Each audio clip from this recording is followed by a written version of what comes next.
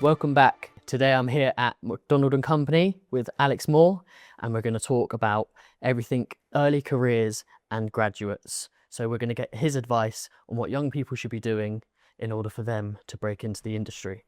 I'm Alex Moore, Director at Macdonald Company. I run the real estate services team and joined the business 14 years ago. Great to have Patrick here this afternoon to talk about guiding graduates through the early stages of their career. Perfect. So firstly, let's start with what skills do you think young people should have which are beneficial for them for the real estate industry? Yeah, it's often a question we get asked quite a lot, you know, when these graduates have been studying for 3 years and really early on in their real estate profession, where does one start with getting those skills?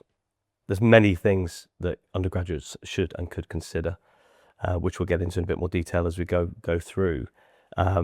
But some of the basic ones are having a LinkedIn professional profile, attending events where possible, and doing everything you're doing, Patrick, in terms of, obviously I came to know of you and your experience simply through the content you're generating. So not everybody can do that, but there are many other steps that undergrads can take to put the foundations in place for their real estate career. And you mentioned LinkedIn. So how important is that for the younger generation and grads to get on that app and to reach out to people? Yeah. You know, LinkedIn as a platform was founded, I don't know, 16, 17 years ago, believe it or not. And when I started, I had no followers and no professional profile. And today it lends to the network that I've generated, and the same with you. So there are many undergrads that have LinkedIn profiles, but it's only telling part of the story. Part of the story because there isn't a whole amount to tell, but more often than not, there's only part of the story because people aren't putting what they could or should put on their profile.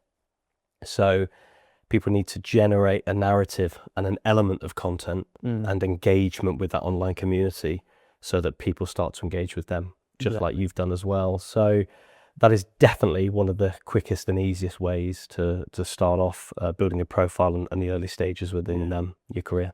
And there'll be some people watching this video now who may not feel confident enough to be able to reach out to people on LinkedIn or send an email asking for work experience or even just a coffee. What's your advice to those people on how they can get their confidence up and reach out to people? So we talked about this before we of course started filming, and bit of a cliche, but I call it character building. Where does one start? And the first thing is to reach out, in my opinion, to some really well-connected and established recruiters, obviously, because we have that established network and understanding. We've also got the empathy, having dealt with many graduates in placing them before. But alongside that, there are the traditional real estate graduate opportunities with Savills, CBRE, JLL, Knight Frank, etc. But the foundations come from attending webinars, events. We've talked about LinkedIn profiles, and we're here to help those graduates with building those out as and when they need. But there are quite literally dozens of webinars, be it Savills or Cushman & Wakefield, that are free to attend.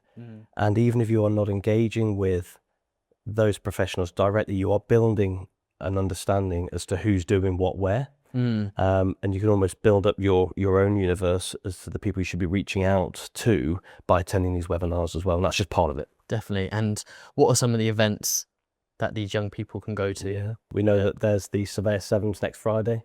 Are you there? I'm hoping to be there. In the afternoon. Hope to see you there as well. But there are dozens. There's UK Reef, which we've touched on. There's Propski Prospects, which are for young real estate professionals. There's MIPIM, of course, is going to be out of a lot of undergrads' budget, but you should also be signing up to the likes of the Land Collective, We Rise. You've got Real Estate Futures as well. There's events like Meet and Mentor that Macdonald Company have previously hosted. There are dozens of tools available to those that are not yet in the world of real estate that are looking to take those steps.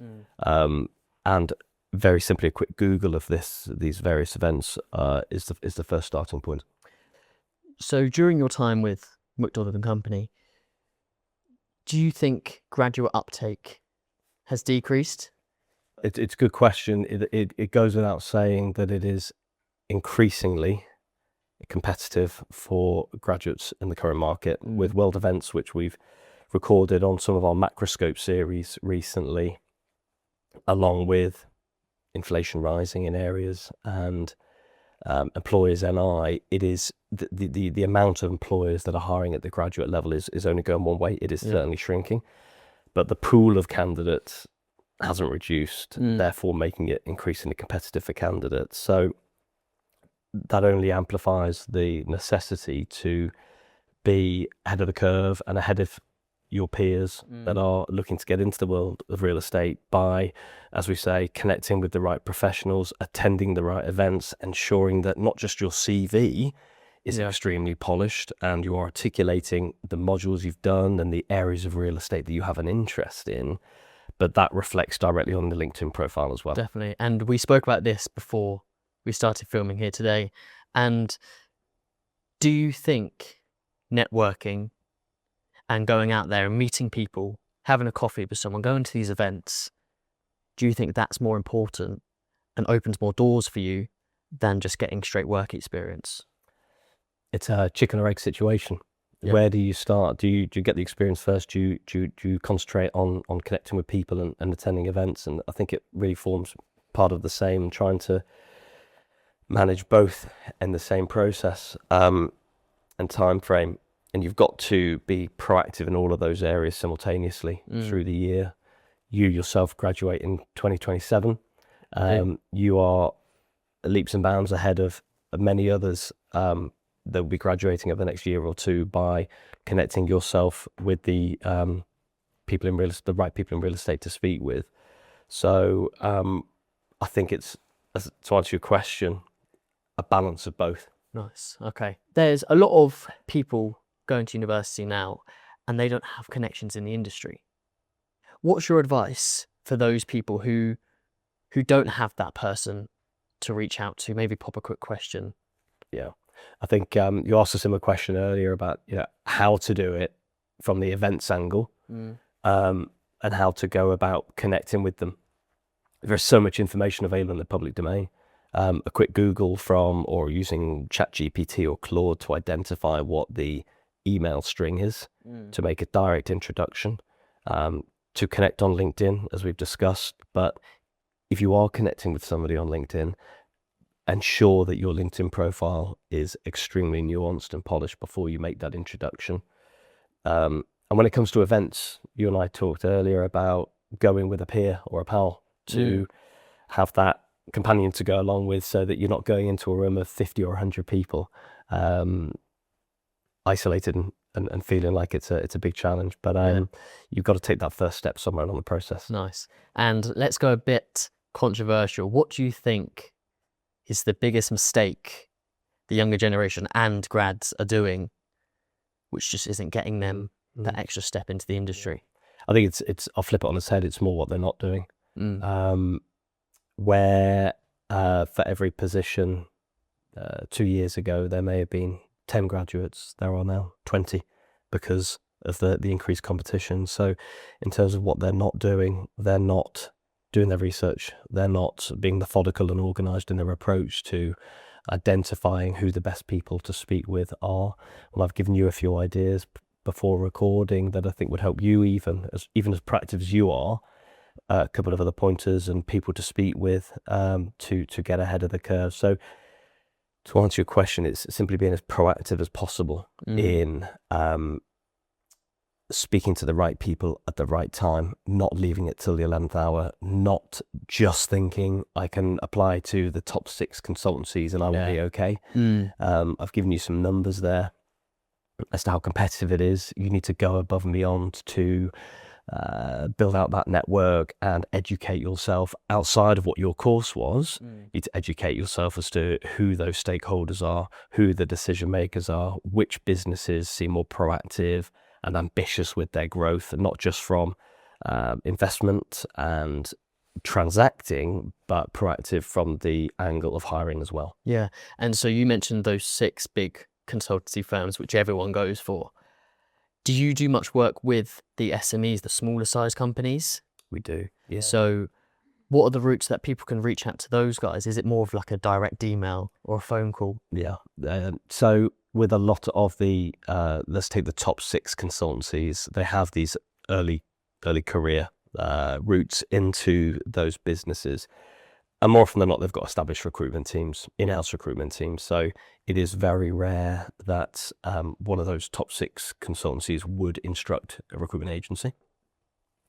It is more the SMEs or the asset managers that don't want to publicly promote that they're hiring at that level and would lean into a business like Macdonald Company to help them. So my honest opinion with undergrads specifically, or those that have recently graduated, is to apply to those top 6 directly. Yeah. Be proactive in following up, and don't just rely on an apply here button. You need Yeah. to go above and beyond. And then if you're going to be uber proactive, partner with a very well established, well connected and well branded recruitment agency like Macdonald Company to help position yourself increasingly competitively against those other consultancies, so that you've got a broader pool of options available to you as well. I'm just going to pick up what you said there about going above and beyond rather than just pressing apply and putting in your CV. What's something that grads can do to go above and beyond?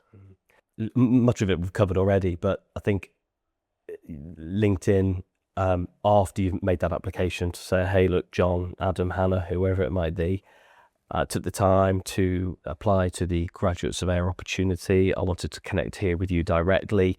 If there's an opportunity to jump on a follow-up call over the coming weeks, it'd be great if you've got spare 10 or 15 minutes. Nice. If somebody did that to me as a hiring manager, I'd look at that incredibly favourably. I think that is a candidate going above and beyond. They're going the extra mile. They're proactive. They're thorough. They're processed in their approach to the job market, which, as we said, is really competitive. Nice. And if someone my age or graduate would come to you today and say, I want a career in real estate, what would you tell them? I'd say it's a fantastic industry to work in. I graduated from Cardiff with a degree in marketing. In hindsight, 15, 20, however many years later, I definitely have done a degree in real estate. Really? I think it's such a diverse industry with so many opportunities. The people are fantastic to work with. There are loads of events. It's just a very fun and rewarding industry to work in. Definitely. I've seen that now with doing these podcasts and meeting people like yourself. It's such a small industry as well. Everyone knows everyone. You saw ATRE through my Sam Gulliver episode with Consult LDM. And that's just what's great about it, is that I could speak to you and you put me on to someone else. A lot of my videos are referrals. Yeah. And it's just everyone's so happy to help each other out and to sort of encourage the younger generation to get involved with the industry and sort of pass on their career, in a say, to those grads. So what skills do you think graduates could start developing now which would benefit them when they've got a career in the industry? Yeah, I think trying to find a mentor early on in your career is key. It's a nuance that I've seen, a term that I've seen resurfacing quite a lot over the recent years, and there is no stage that's too early to get a mentor. And trying to connect with someone, and you're not naturally going to be able to compensate them for their time, but you've just touched on the fact that it's quite a collegiate and nice industry to work in with affable people. Trying to find that mentor that can guide you through the stage and your career, and say, look, could I borrow half an hour of your time once every other month as I'm looking to build out a career in real estate? You'll be surprised the amount of people that happy to and willing to give up their time. But there's also workshops that are available to either undergrads or those early on in their career. There's Q&A, there's idea sharing, there's a number of different methods that can help those in early on. How can you directly help grads? If a grad was to reach out to you guys at Macdonald Company, how would you help them? The main method is going to be the opportunities, obviously, but then there's interview preparation, guidance and technique. And the third and final stage in which we can help candidates is around negotiating or help benchmark their salary competitively in the real estate industry. Naturally, we run the most comprehensive salary survey in the real estate industry, and that insight and the data and the knowledge allows us to help those graduates, ensuring that they're not underpaid versus what their peers might be elsewhere. Okay. I'm just going to pick out what you said with interviews. So how can a grad stand out in their interviews, whether that be one of these online ones, which we're seeing quite often, or if it's something like you and I are doing, like an in-person? Yeah. I'm a big believer that an interview should be more of a conversation. Yeah. It should be a two-way process. It should not just be question, answer, otherwise it's too rigid. In real estate, we've just mentioned it's significantly a people-person industry. So going into an interview well prepared with the research, who you're meeting, what their background was, what other professionals within that said business do and what their background was, will better prepare that individual for the interview. And going to that interview with pre-considered questions towards the end of the interview, or to form part of the interview itself, will help better present that person that's being interviewed. And what about APCs? So a lot of grads watching are going to be sitting their APCs very soon, myself included. Yeah. What would you say they should be doing in order to get that chartership and get that little title after their name? Yeah.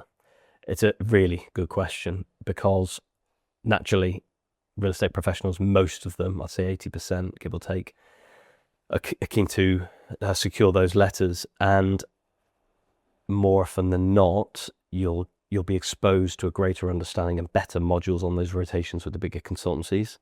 If you are interviewing with a smaller asset manager, advisor practice, you need to be crystal clear and laser focused on who's going to provide that support, who's signing off various modules and bits of work as you go through that, because you need to prepare yourself as best possible for that interview when you're sitting at 2 years, give or take, after you've started with that business. So through the interview, asking that question is paramount. Yeah. And asking for almost evidence-based examples of how they've supported somebody through the APC previously. Okay. Yeah, nice. Yeah. And you mentioned with the rotations at the big companies, would you recommend a grad does that rotation, or would you say they go, for example, straight into an asset management firm and just work solely on that and do a couple modules related to what they want to do? Yeah, it would depend on the level of interest or accuracy, if you like, as to which discipline they want to go into, because I think it's a perfect opportunity to be exposed to the various disciplines. I spoke to a graduate yesterday at not one of the top 6, probably 7th or 8th size firm, and without mentioning who they are or who they work for, they were looking at moving on before completing their APC. I actually advised that they just see it out, because 12 months it looks better on their CV, obviously, but there are different reasons different people want to move on. But doing the various modules allows you to identify what sits within your chosen discipline and what excites you more, rather than siloing just a one or two. Because earlier on in your career, you want to learn as much about those different elements of real estate as possible. You don't want to make that decision 4 or 5 years in and have to segue. Yeah. So you mentioned with the jumping around different firms. I completely agree with what you said. With once you're sat in your APC, you might as well stay with that company at least until the APC is over. What are some of the benefits of, would you call it company hopping, or maybe just rotating around companies? Moving several times early on can help you learn different ways of doing things, skills, cultures, and there's pros and cons. I think it's prudent and advantageous, and ideally not to move too often, because more often than not, our clients will like those that have shown commitment and tenure and discipline.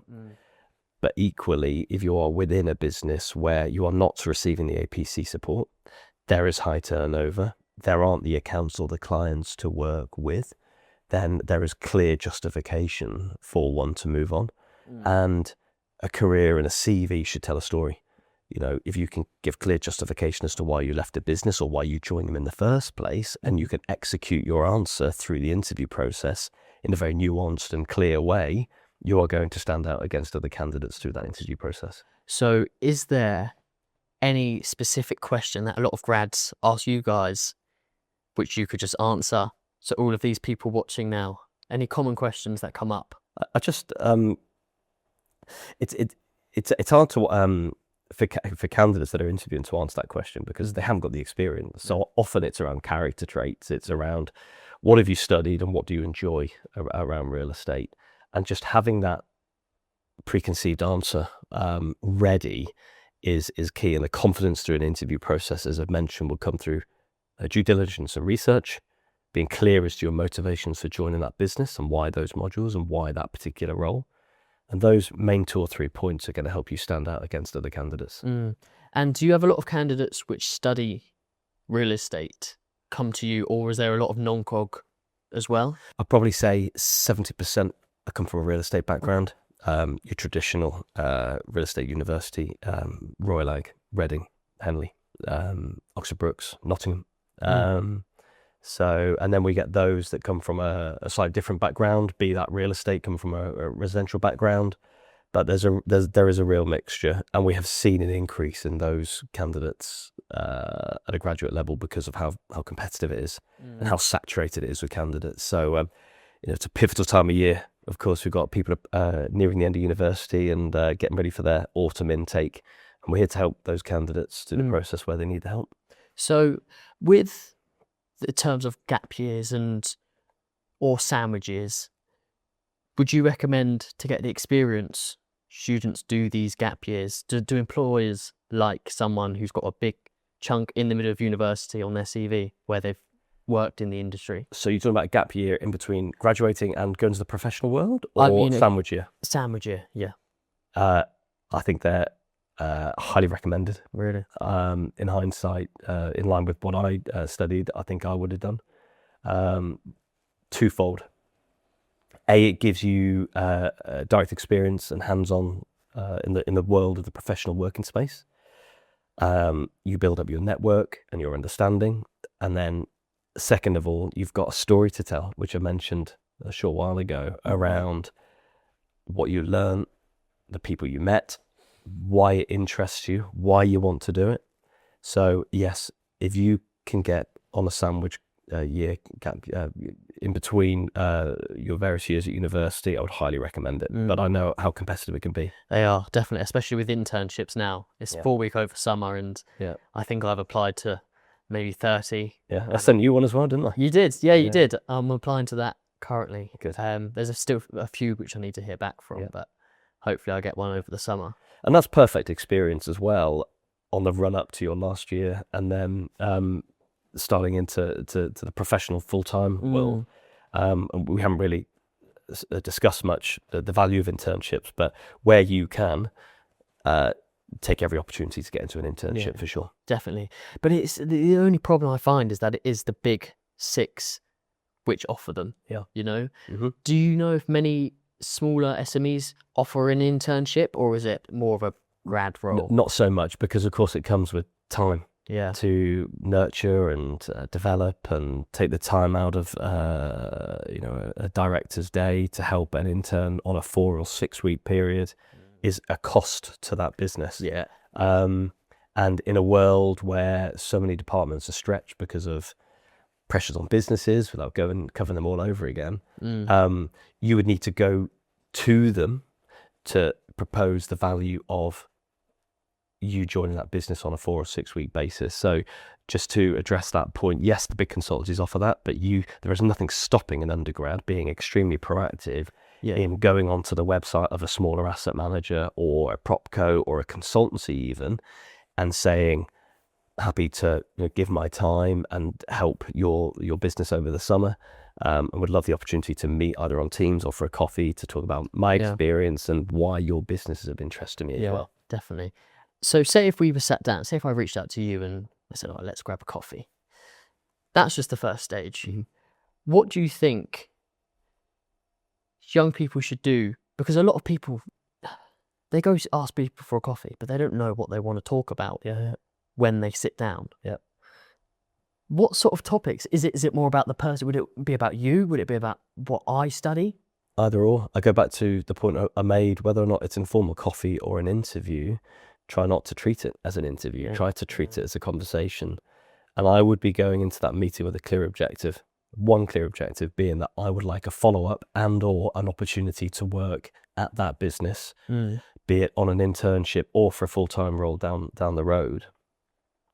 And aside of that one objective, I'd be going into that meeting with 4 or 5 clear questions or conversation points to cover off with that individual, be them the business owner or the director of asset management or director of PM or whatever, and have some questions or probing points to cover off with that individual.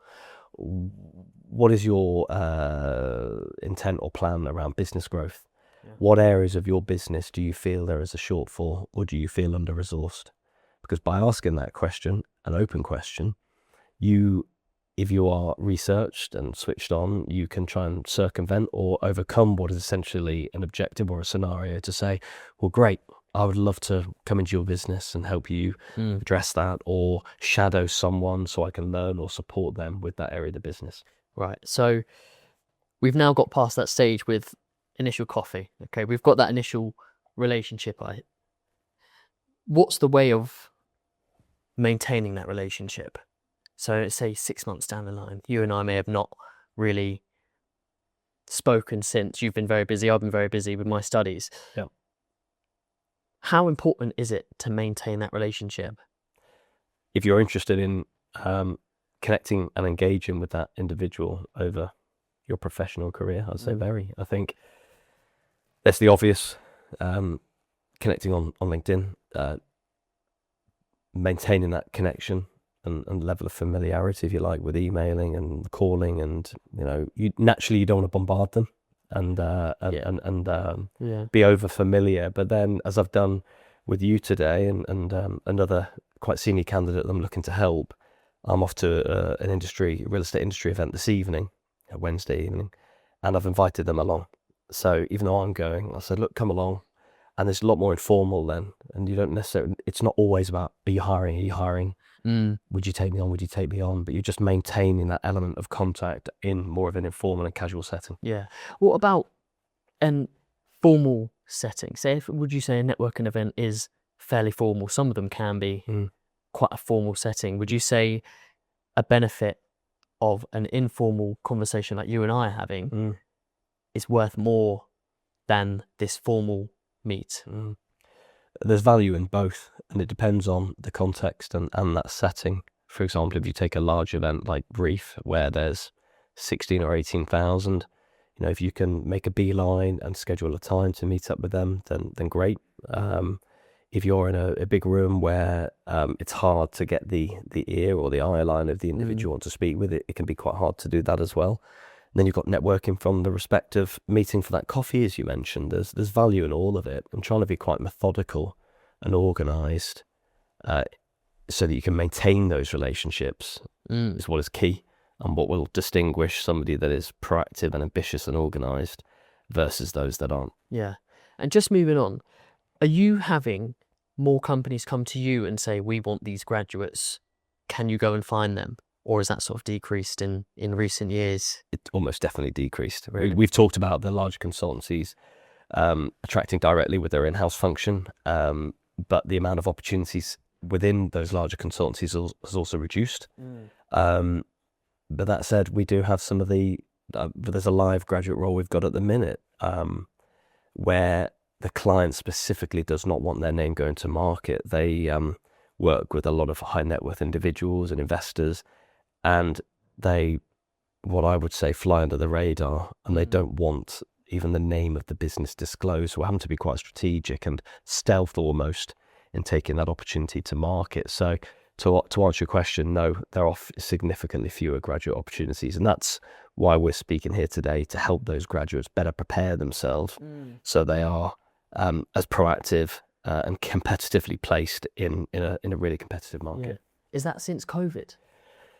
COVID, 2 wars, inflation, financial pressures on employers. You've got this perfect storm where these world events are applying pressure on the working world, and of course those graduate opportunities contracting quite significantly, making it all the more important that you're well versed in your approach and your efforts to the job market. Do you think it's going to get better?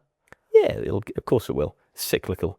So yes, it will. What the time frame is on that, we don't know. Nobody's got the mystic ball, but hopeful and confident that the market will return with revitalized appetite, but also there'll be greater appetite and intent to hire at a graduate level. Of course, yeah.